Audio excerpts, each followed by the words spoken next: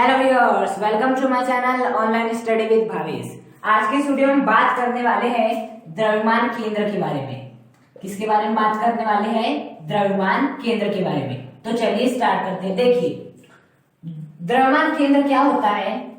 यदि हम बात करें किसी निकाय की, किसकी बात करें? हम किसी निकाय की बात करें, किसकी बात करें? सिस्टम की बात करें। तो निकाय क्या होता है? ब्रह्मांड की कोई भी ऐसी चीज जिसका हम क्या करते हैं? अध्ययन करते हैं, उसे क्या कहते हैं? हम निकाय कहते हैं। यदि हम इस ब्लैक बोर्ड का अध्ययन करें तो ये निकाय बन जाएगा। यदि हम इस मार्कर का अध्ययन करें तो ये निकाय बन जाएगा।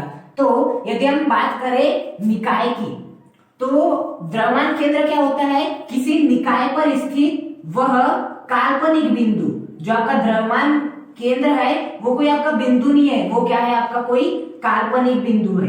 क्या है? आपका काल्पनिक बिंदु है। तो द्रव्यमान केंद्र किसी निकाय पर स्थित वह काल्पनिक बिंदु है जिस पर संपूर्ण द्रव्यमान क्या होता है? आपका समकेंद्रित होता है। क्या होता है? आपका समकेंद्रित होता है। क्या होता है? आपका समकेंद्रित होता है। जैसे कि हम बात करें, ये आपकी कोई वस्तु है। ये क्या है? आपकी कोई वस्तु है। अब ये जो वस्तु है बहुत सारे किससे मिलकर बनी होगी? बहुत सारे ऐसे कणों से मिलकर बनी होगी, बहुत सारे कणों से मिलकर बनी होगी। ये बोर्ड भी बहुत सारे कणों से मिलकर बना हुआ होगा। तो इस जो आपका ये है, ये जो वस्तु बहुत सारे कणों से मिलकर बनी हुई होगी, तो उसका कोई एक ऐसा बिंदु, उसका कोई भी एक ऐसा बिंदु जहां पर इस संपूर्ण वस्तु का जो द्रव्यमान है क्या हो जाता है? पूरी तरह केंद्रित हो जाता है। क्या हो जाता है? पूरी तरह केंद्रित हो जाता है। उसे हम क्या कहते हैं? द्रव्यमान केंद्र कहते हैं। क्या कहते हैं? द्रव्यमान केंद्र कहते हैं। ऐसा जरूरी नहीं कि द्रव्यमान केंद्र हमेशा एकदम बीचों बीच में। द्रव्यमान केंद्र यहाँ भी हो सकता है। बस आपकी वस्तु का कोई भी ऐसा बिंदु जहां पर उस वस्तु का संपूर्ण द्रव्यमान क्या होता है? केंद्रित होता है। उस बिंदु को क्या कहते हैं? हम द्रव्यमान केंद्र कहते हैं। और ये जो आपका बिंदु होता है वो कैसा होता है? काल्पनिक होता है। ये कोई वास्तविक बिंदु नहीं होता, हमने कल्पना के रूप में माने हुए हैं। क्या माने? हमने कल्पना के रूप में माने हैं। अब हम बात करने वाले हैं द्विकण निकाय के लिए। अर्थात यदि आपके दो कण हो, द्विकण निकाय के, यदि द्विकण निकाय हो, यानी दो कण निकाय हो, तो उसके लिए हमें द्रव्यमान केंद्र चाहिए। तो वो किस प्रकार से निकलेगा उसकी अब हम बात करने वाले हैं। द्विकण निकाय के लिए द्रव्यमान केंद्र की स्थिति। ओके, इसके लिए हम क्या करेंगे? आपके दो कण मान लेंगे। एक कण मान लेंगे आपका जिसका द्रव्यमान है m1, और एक दूसरा कण मान लेंगे जिसका द्रव्यमान कितना है? आपका m2 है। जिसका द्रव्यमान कितना है? m2 है। और ये m1 और m2 को हम किस अक्ष में मान लेते हैं? आपके x अक्ष में मान लेते हैं। किस अक्ष में मान लेते हैं? हम आपके x अक्ष में मान लेते हैं। ये हो गया आपका x अक्ष, और ये हो गया आपका y अक्ष। ये हो गया आपका y अक्ष, और ये हो गया आपका x अक्ष। अब आपके x अक्ष में दो कण है। एक है कण m1 जिसका द्रव्यमान है m1, और दूसरा कण है आपका ये वाला जिसका द्रव्यमान कितना है? m2 है। जिसका द्रव्यमान कितना है? m2 है। तो ये जो आपके द्विकण, मतलब कि दो कणों से मिलकर जो ये निकाय बना है, उस निकाय के लिए हमें द्रव्यमान केंद्र की क्या ज्ञात करना है? स्थिति ज्ञात करना है। तो हम मान लेते हैं कि ये वाले कण और ये वाले कण का जो द्रव्यमान केंद्र है वो कहाँ पे है? यहाँ पे। जैसे कि हमने पिछले उदाहरण देखा था, ये आपकी वस्तु थी, तो इन सब का द्रव्यमान केंद्र यहाँ का मतलब कि ये ऐसा बिंदु था जहां पर इन सभी कणों के द्रव्यमान क्या थे? केंद्रित थे। मतलब इन सभी के द्रव्यमान को हम केंद्रित मान रहे थे। उसी प्रकार ये आपका वो बिंदु है, ये आपका द्रव्यमान केंद्र है, और ये वो बिंदु है जिस पर इसका भी द्रव्यमान और इसके भी द्रव्यमान को क्या मान सकते हैं? हम केंद्रित मान सकते हैं। तो ये क्या है? आपका द्रव्यमान केंद्र है। ये क्या है? आपका द्रव्यमान केंद्र है। तो क्या आपका पहला कण ये हो गया, दूसरा कण, इन दोनों कणों का जो संपूर्ण द्रव्यमान है उसे हमने कहाँ केंद्रित माने हैं? यहाँ माने हैं, जिसे हम क्या कह सकते हैं? द्रव्यमान केंद्र कह सकते हैं। अब हम मान लेते हैं ये क्या होता है? आपका मूल बिंदु। ये क्या होता है? आपका मूल बिंदु, जिसके निर्देशांक क्या क्या होते हैं? आपके 0,0 होते हैं।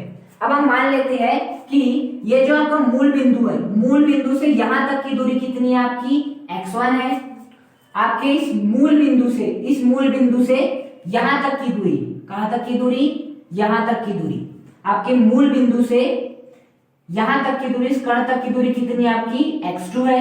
कितनी x2 है, और इस मूल बिंदु से यहां तक की दूरी, कहां तक की दूरी, इस मूल बिंदु से द्रव्यमान केंद्र तक की दूरी क्या है आपकी, कैपिटल x है। क्या है, हमने मान लिया आपकी कैपिटल x है, तो इसकी मूल बिंदु से दूरी x1, इसकी मूल बिंदु से दूरी कितनी है x2, और ये जो आपका द्रव्यमान केंद्र है इसकी जो मूल बिंदु से दूरी है वो कितनी है आपकी, कैपिटल x है, वो कितनी आपकी कैपिटल x है।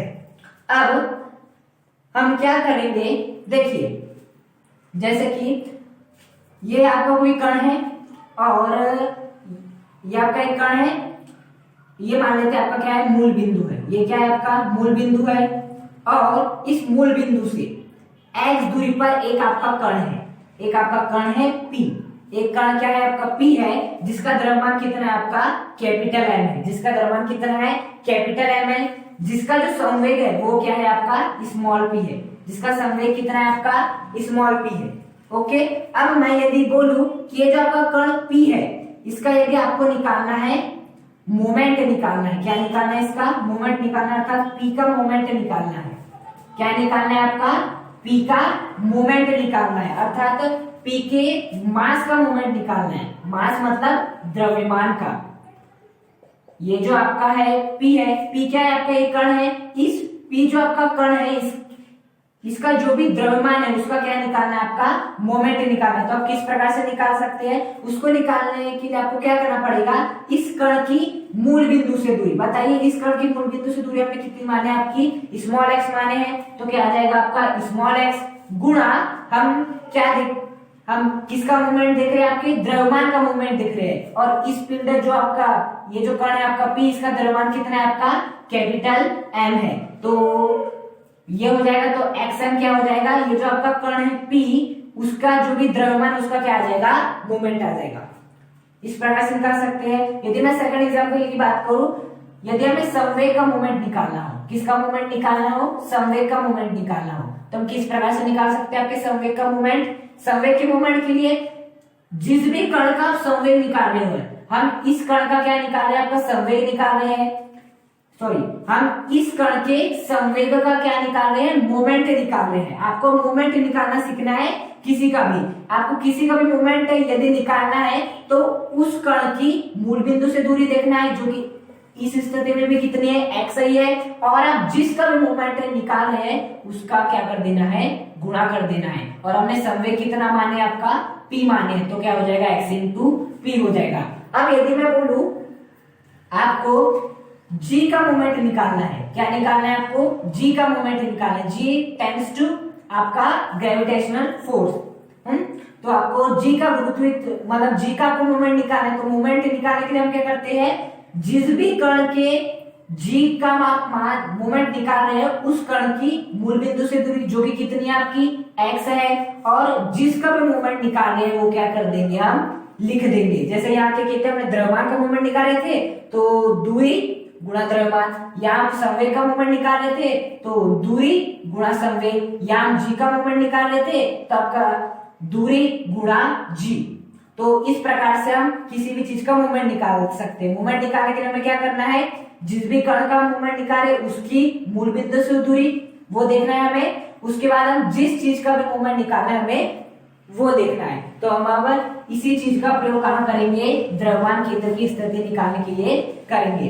अब जरा देखिए, हम देखेंगे m1 का, क्या देखेंगे हम, ये जो आपका स्मॉल m1 है, ये जो आपका स्मॉल m1 है इसका मोमेंट देखेंगे, स्मॉल m1 का मोमेंट, क्या देखेंगे हम, स्मॉल m1 का मोमेंट। स्मॉल m1 का मोमेंट निकालना है तो हमें क्या करना पड़ेगा, दूरी मतलब कि ये जो आपका स्मॉल m1 जिसका द्रव्यमान है उस कण की मूल बिंदु से दूरी जो कि कितनी है आपकी x1 है। ओके, किसका मूवमेंट निकाल रहे हम, m1 का मूवमेंट निकाल रहे, तो यहाँ कितना आ जाएगा आपका m1 आ जाएगा। तो m1 का मूवमेंट कितना निकल गया, m1 की मूल बिंदु से दूरी जो कि थी x1, और किसका मूवमेंट निकाल रहे थे हम, m1 का निकाल रहे थे। अब हम निकालेंगे आपका m2 का मूवमेंट, किसका मूवमेंट निकालेंगे हम, आपके m2 का मूवमेंट निकालेंगे। तो m2 का मूवमेंट क्या हो जाएगा, m2 की इस मूल बिंदु से दूरी, बताइए m2 की मूल बिंदु से दूरी कितनी है आपकी, x2 है, कितनी है आपकी x2 है। किसका मूवमेंट निकाल रहे हैं हम, m2 का मूवमेंट निकाल रहे हैं, तो इसे क्या कर देंगे m2। तो m2 का मोमेंट क्या हो जाएगा, दूरी गुणा जिसका मोमेंट निकाले m2, m1 का मोमेंट दूरी जिसका मोमेंट निकाले हम m1 का मोमेंट निकाले। अब हम देखेंगे इस द्रव्यमान केंद्र का मोमेंट क्या होगा, क्या बोलो, किसका मोमेंट निकालेंगे हम, द्रव्यमान केंद्र का मोमेंट क्या निकालेंगे हम, मोमेंट निकालेंगे। तो वो भी क्या होगा, द्रव्यमान केंद्र का यदि हमें मोमेंट निकालना है तो हमें क्या करना पड़ेगा, इस द्रव्यमान केंद्र की मूल बिंदु से दूरी। तो देखिए मैंने इस द्रव्यमान केंद्र की मूल बिंदु से दूरी कितना माना है, x माना है। क्या माना है आपका, कैपिटल X माना है। क्या माना है मैंने, कैपिटल X माना है। अब मैं क्या बोल रहा हूं, अब हम दूरी निकाल ली हमने मूल बिंदु से, अब क्या निकालना है हमें, द्रव्यमान केंद्र। जैसे हमने m1 का मोमेंट निकाला तो दूरी गुणा m1, m2 का दूरी गुणा m2। अब हमें क्या करना है, आपका मोमेंट निकालना है द्रव्यमान केंद्र का। तो द्रव्यमान केंद्र क्या होता है, द्रव्यमान केंद्र एक ऐसा बिंदु होता है जिस पर जो आपका कणों का संपूर्ण द्रव्यमान क्या होता है, केंद्रित होता है। यानी कि जैसे कि हम मान लो आपकी ये वस्तु है, इस कण का द्रव्यमान आपका 5 है, इस कण का द्रव्यमान आपका 5 है, इस कण का द्रव्यमान 10 है, इस कण का द्रव्यमान 5 है। तो द्रव्यमान केंद्र कौन सा बिंदु होगा, जहां पर इन सब जो भी कण का जो द्रव्यमान है वो क्या होगा, केंद्रित होगा। केंद्रित होगा मतलब कि यदि आप इन सब के द्रव्यमान को जोड़े तो 5 + 5 + 10 + 5 आपका कितना हो जाएगा, 25 हो जाएगा। तो ये जो 25 जो होगा वो संपूर्ण भाग कहाँ पे स्थित होगा, आपकी इस द्रव्यमान केंद्र पर स्थित होगा। इस बात से मानते हैं कि द्रव्यमान केंद्र ऐसा बिंदु होता है जहां पर किसी भी कण का क्या होता है, द्रव्यमान केंद्रित होता है। उसी प्रकार हमने ये था आपका एक m1 कण, एक था आपका m2 कण, इन दोनों का द्रव्यमान केंद्र क्या है आपका, ये है। मतलब कि यहाँ इस m1 का भी द्रव्यमान होगा और इस m2 का भी द्रव्यमान होगा। तो बताइए द्रव्यमान केंद्र की वैल्यू कितनी हो जाएगी आपकी, m1 + m2 हो जाएगी। क्यों, क्योंकि इस बिंदु पर इसका भी द्रव्यमान होगा धन इसका भी द्रव्यमान होगा। तो आपका द्रव्यमान केंद्र क्या निकल जाएगा आपका, m1 + m2। तो किस प्रकार से निकाले हमने द्रव्यमान केंद्र का मोमेंट, इस द्रव्यमान केंद्र की मूल बिंदु से दूरी जो कि है x। अब चूंकि द्रव्यमान जो आपका द्रव्यमान केंद्र रहता है उसमें जो आपके दोनों कणों का द्रव्यमान क्या होता है, केंद्रित होता है। दोनों कणों का द्रव्यमान क्या होता है आपका, केंद्रित होता है। तो दोनों कणों का द्रव्यमान को क्या कर देंगे, जोड़ देंगे। तो ये निकल जाएगा आपका द्रव्यमान केंद्र का मोमेंट। अब हम क्या जानते हैं द्रव्यमान केंद्र की परिभाषा से, द्रव्यमान केंद्र की परिभाषा से क्या होगा आपका, द्रव्यमान केंद्र की परिभाषा से। तो हमने द्रव्यमान केंद्र का मोमेंट निकाले। द्रव्यमान केंद्र की परिभाषा से हम क्या जानते हैं कि आपका जो ये होगा, जो आपका इसकी वैल्यू होगी वो किसके बराबर होगी, आपकी इसकी वैल्यू के बराबर होगी। अर्थात जो आपका x × m1 + m2 होगा वो किसके बराबर होगा, आपके इस x1 m1 + x2 m2 के क्या होगा, आपके बराबर होगा। क्या होगा, बराबर होगा। अब बात आती कैसे होगा, देखिए द्रव्यमान केंद्र का क्या अर्थ होता है कि एक ऐसा बिंदु जिस पर जो भी आपका आपकी वस्तु है, जिस पर जो भी आपका कण है, जो भी कण है उनका द्रव्यमान क्या होता है, केंद्रित होता है। एक प्रकार से ये एक ऐसा बिंदु होता है जो जिस पर आपके जो वस्तु रहती है उसकी संपूर्ण प्रॉपर्टी क्या होती है, निहित होती है। संपूर्ण प्रॉपर्टी निहित होती है। अब यदि हमने क्या निकाले, इस कण का क्या निकाले, आपका मूवमेंट निकाले, इस कण का मूवमेंट निकाले, इस कण का मूवमेंट निकाले और इस कण का मूवमेंट निकाले, तो वो किसके बराबर होगा, यहाँ पर जो भी आपका मूवमेंट आएगा इस द्रव्यमान केंद्र पर वो क्या होगा, उसके बराबर होगा। क्योंकि इन सब का द्रव्यमान है कि इस एक बिंदु पर केंद्रित होता है, तो उसी प्रकार इन सब का मूवमेंट भी यहाँ पर क्या होगा, केंद्रित होगा। उसी प्रकार से हमने m1 का मूवमेंट निकाले, उसी प्रकार से हमने m2 का मूवमेंट निकाले। अब यह द्रव्यमान केंद्र मतलब कि इसका जो मूवमेंट होगा, जो इन दोनों का जो मूवमेंट होगा वो कहाँ पे केंद्रित माना जाएगा, यहाँ पे केंद्रित माना जाएगा। अर्थात जो आपका इसका मूवमेंट आएगा वो इन दोनों के मूवमेंट के क्या आएगा, योग के बराबर आएगा। क्या आएगा, योग के बराबर आएगा। अब हम क्या कर लेते हैं, इसकी सहायता से हम किसका मान निकालेंगे, आपके x का मान निकालेंगे और यही क्या हो जाएगी, आपकी द्रव्यमान केंद्र की स्थिति हो जाएगी। तो यहाँ से आपके x का मान क्या निकल जाएगा, देखिए हमें x का मान निकालना है। m1 + m2 किसमें, आपके गुणा में है। m1 + m2 गुणा में है। जब ये इधर जाएगा तो किस में आ जाएगा, आपके भाग में आ जाएगा। किस में आ जाएगा, आपके भाग में आ जाएगा। तो नीचे क्या आ जाएगा, m1 + m2। तो जो आपके द्रव्यमान केंद्र की स्थिति क्या हो गई, आपकी x = x1 m1 + x2 m2 / m1 + यहाँ आपके m1 के स्थान पे क्या आएगा, m2 आएगा। इस m1 के स्थान पे क्या आएगा, m2 आएगा। अब हम इसके ऊपर आधारित एक न्यूमेरिकल देख लेते हैं। ये किसका फॉर्मूला है, आपके द्रव्यमान केंद्र की स्थिति का फॉर्मूला है। किसका फॉर्मूला है, द्रव्यमान केंद्र की स्थिति निकालने का फॉर्मूला है। जैसे कि आपको एग्जाम में आ गया कि दो कण है, एक का द्रव्यमान आपका कितना है, आपका 2 kg है, और दूसरे का द्रव्यमान कितना है आपका, दूसरे का जो द्रव्यमान है वो कितना है आपका 3 kg है। और जो आपका पहला कण है वो कहाँ, उसकी जो स्थिति वो कितनी है, जीरो, जो उसकी स्थिति वो कितनी है, 2 0 है। और जो दूसरे कण की स्थिति वो कितनी है आपकी 0 0 है, वो कितनी है आपकी 0 0 है। तब वो पूछेगा आपके द्रव्यमान केंद्र की स्थिति क्या होगी। तो आपको कुछ नहीं करना है, केवल आपको फॉर्मूला लगा देना है, x बराबर x1m1 plus x2m2 divide by m1 plus m2।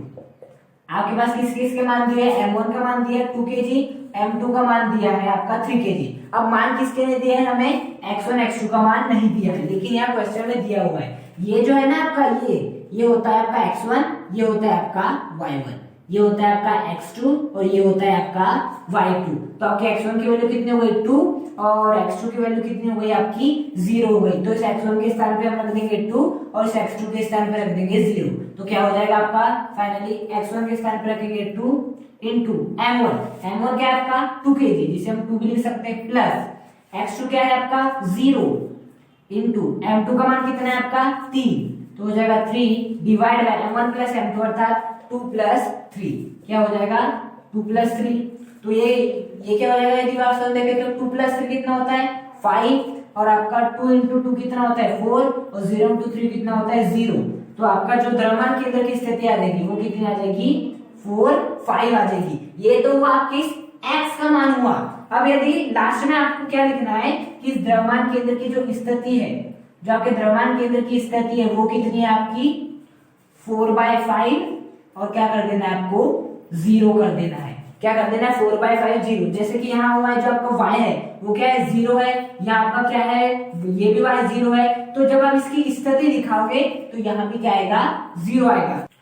अब हम देख लेते हैं द्विकर्ण निकाय के लिए द्रव्यमान केंद्र की स्थिति। इसके पहले हमने निकाले थे कि जो दोनों कण थे आपके कहाँ पे स्थित थे, आपके x अक्ष पे स्थित थे। दोनों कण कहाँ पे स्थित थे, आपके x अक्ष पे स्थित है।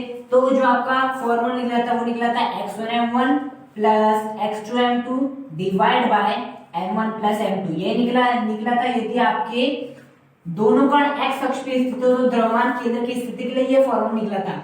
अब यदि आपके दोनों कण y अक्ष पे स्थित हो, कहाँ पे स्थित हो y अक्ष पे स्थित हो, तो द्रव्यमान केंद्र की स्थिति क्या होगी अब हम वही देखने वाले हैं।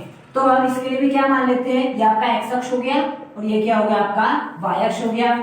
ये क्या हो गया आपका मूल बिंदु हो गया, ये क्या हो गया आपका मूल बिंदु हो गया।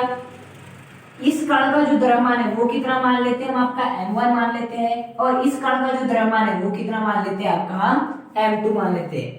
अब इस जो आपका m1 द्रव्यमान का कण है इसके मूल बिंदु से जो दूरी है वो कितनी मान लेते हैं हम, आपकी x1 मान लेते हैं। वो कितनी मान लेते हैं x1 मान लेते हैं। इस मूल बिंदु से इसकी दूरी x1, इस मूल बिंदु से इस m2 द्रव्यमान वाले पिंड की दूरी क्या मान लेते हैं हम, x2 मान लेते हैं। कितनी मान लेते हैं हम, आपकी x2 मान लेते हैं, और यहां से यहां तक की दूरी कितनी हो गई x1 मान लेते हैं। अब हमें देखना है द्रव्यमान केंद्र। तो इन दोनों पिंडों का जो द्रव्यमान केंद्र है मैं कहा मान लेता हूँ, आपके मान लेता हूँ कि वो यहाँ पर स्थित है आपका द्रव्यमान केंद्र। ये आपका वो बिंदु है जिस पर इसका भी द्रव्यमान केंद्रित है और इसका भी द्रव्यमान क्या है आपका केंद्रित है। तो ये क्या हो गया आपका द्रव्यमान केंद्र हो गया। ये क्या हो गया आपका द्रव्यमान केंद्र हो गया। ये क्या हो गया आपका द्रव्यमान केंद्र हो गया। इस द्रव्यमान केंद्र पर इसका भी द्रव्यमान निहित है और इसका भी द्रव्यमान क्या है निहित है। और इस द्रव्यमान केंद्र की मूल बिंदु से जो दूरी है वो कितनी है आपकी कैपिटल एक्स है। जो कि मूल बिंदु से दूरी है वो कितनी आपकी कैपिटल एक्स है। अब हम क्या कर लेते हैं, इस m1 द्रव्यमान की पिंड का क्या निकाल लेते हैं, मोमेंट निकाल लेते हैं। अर्थात m1 का मोमेंट निकाल लेते हैं। m1 का मोमेंट क्या हो जाएगा, इस m1 की मूल बिंदु से दूरी जो कितनी है x1 इंटू जिसका मोमेंट निकाल रहे हैं, किसका मोमेंट निकाल रहे हैं हम m1 का मोमेंट निकाल रहे हैं। उसके बाद निकालेंगे हम m2 का मोमेंट। m2 का मोमेंट क्या हो जाएगा आपका, m2 की मूल बिंदु से दूरी जो कि कितनी है आपकी x2 है, और ये आ जाएगा आपका m2। तो m2 की मूल बिंदु से दूरी कितनी है आपकी x2, और किसका मोमेंट निकाल रहे हैं हम, m2 का निकाल रहे हैं। तो क्या m2, अब हम निकालेंगे द्रव्यमान केंद्र का मोमेंट। किसका मोमेंट निकालेंगे हम, द्रव्यमान केंद्र का मोमेंट। तो द्रव्यमान केंद्र का मोमेंट क्या हो जाएगा, द्रव्यमान केंद्र की मूल बिंदु से दूरी गुणा द्रव्यमान केंद्र, क्या हो जाएगा आपका, द्रव्यमान केंद्र गुणा इस द्रव्यमान केंद्र की इससे दूरी, यही होता है द्रव्यमान केंद्र की मूल बिंदु से दूरी गुणा हम जिसका मोमेंट निकाल रहे हैं वो, तो हम द्रव्यमान केंद्र का मोमेंट निकाल रहे हैं, तो द्रव्यमान केंद्र की मूल बिंदु से दूरी जो कि कितनी है आपकी x है, जो कि कितनी है आपकी x है, गुणा किसका मोमेंट निकाल रहे हैं हम, आपके द्रव्यमान केंद्र का मोमेंट निकाल रहे हैं। किसका मोमेंट निकाल रहे हैं हम, आपके द्रव्यमान केंद्र का मोमेंट निकाल रहे हैं। यहाँ जो द्रव्यमान केंद्र की वैल्यू हो जाएगी वो कितनी हो जाएगी आपकी m1 प्लस m2, क्योंकि द्रव्यमान केंद्र में केंद्र क्या है आपका, द्रव्यमान केंद्र एक ऐसा बिंदु है जहां पर इसका भी द्रव्यमान केंद्रित है और इसका भी द्रव्यमान क्या है आपका केंद्रित है। तो इस द्रव्यमान केंद्र की वैल्यू कितनी हो जाएगी, m1 प्लस m2। तो इस द्रव्यमान केंद्र के स्थान पे क्या लिख देंगे, m1 प्लस m2 लिख देंगे। क्या लिख देंगे, m1 प्लस m2। अब हम क्या जानते हैं द्रव्यमान केंद्र की परिभाषा से, किससे, द्रव्यमान केंद्र की परिभाषा से, कि द्रव्यमान केंद्र का जो मूवमेंट होगा वो किसके मूवमेंट के बराबर होगा, आपके m1 के मूवमेंट के भी बराबर होगा, और आपके m2 के मूवमेंट के भी क्या होगा, सदैव बराबर होगा। तो इस द्रव्यमान केंद्र का मूवमेंट कितना है, x into m1 plus m2। इसका मूवमेंट किसके बराबर होगा आपका, इसके मूवमेंट के क्या होगा, बराबर होगा x1 m1 plus x2 m2। Okay, अब हम क्या कर लेंगे, यहाँ से आपके x का मान निकाल लेंगे। किसका मान निकाल लेंगे, आपके x का मान निकाल लेंगे, या इसे हम x नाम न देकर क्या दे देते, y दे देते। क्यों, क्योंकि हम जब हमने x अक्ष में माने थे तो इसे क्या नाम दिए थे, हमने x नाम दिए थे। अब आपके जो द्रव्यमान केंद्र, अब हम y अक्ष के लिए सॉल्व कर रहे हैं तो इसे क्या नाम देते, y दे देते। तो इस x के स्थान पे क्या आ जाएगा आपका y आ जाएगा, और यहाँ क्या आ जाएगा, नाम y आ जाएगा, और यहाँ भी क्या हो जाएगा आपका y, क्योंकि हम y अक्ष के लिए माप रहे हैं, और यहाँ भी क्या आ जाएगा आपका y आ जाएगा। तो y की वैल्यू कितनी हो जाएगी आपकी, x1 m1 plus x2 m2 divide by क्या हो जाएगा आपका m1 प्लस m2। क्या हो जाएगा, m1 प्लस m2, जहाँ m1 क्या होगा, इस कण का द्रव्यमान, m2 क्या होगा, इस कण का द्रव्यमान, आपका y क्या हो जाएगा, द्रव्यमान केंद्र की दूरी। x1 हमेशा ध्यान में रखिएगा, x1 होता है इसकी यहां से दूरी, और x2 का क्या होता है, इसकी मूल बिंदु से दूरी। तो ये होता है आपका द्रव्यमान केंद्र की स्थिति निकालने का फॉर्मूला, यदि आपके दोनों पिंड कहाँ उपस्थित है, आपके y अक्ष पे उपस्थित है।